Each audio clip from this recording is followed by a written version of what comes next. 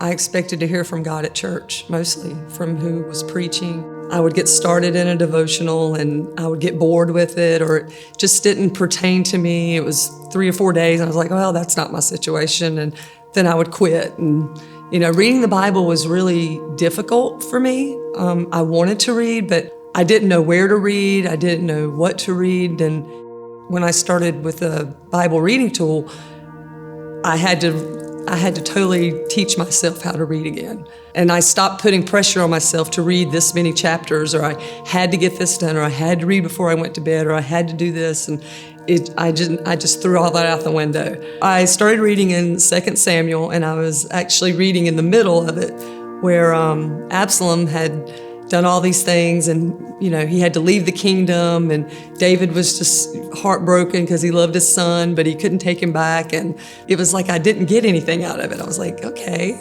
So I thought, okay, I'll just think about it. I'm just going to think about it. And I went for a run, came back. The whole time I was running, I was thinking about what I had read. But the main thing I was thinking about, that in my conversation with Lori, I kind of shared my story with her. And sometimes when I tell my story to other people, I worry that I shouldn't have said that to Lori. I shouldn't have told her about that. And I was just going through all this in my head. And all of a sudden, I remembered, it just popped into my head when Absalom came to David and he was accepting him back into the kingdom.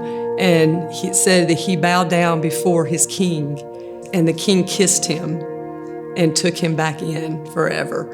And right then, God said, why are you worried about your story? I came to him and I knelt down before him. And like David, he kissed my head and was like, it's all forgiven forever. And that was probably like 11 o'clock at night. But it took all day for God to show me that. But he did, and I was so excited. I couldn't wait to call Lori the next morning and tell her that God spoke to me. It was great. I'm learning so much, because I didn't put any pressure on myself to try to learn. I would just ask God to show me what you want from me today. Just show me what it is. And I can't wait to read my Bible every day. And I know that sounds silly, but I look forward to reading, because I just do it so I can hear him talk to me, and then I can talk to him. And even if he doesn't tell me something that's for me, he's telling it to me for somebody else.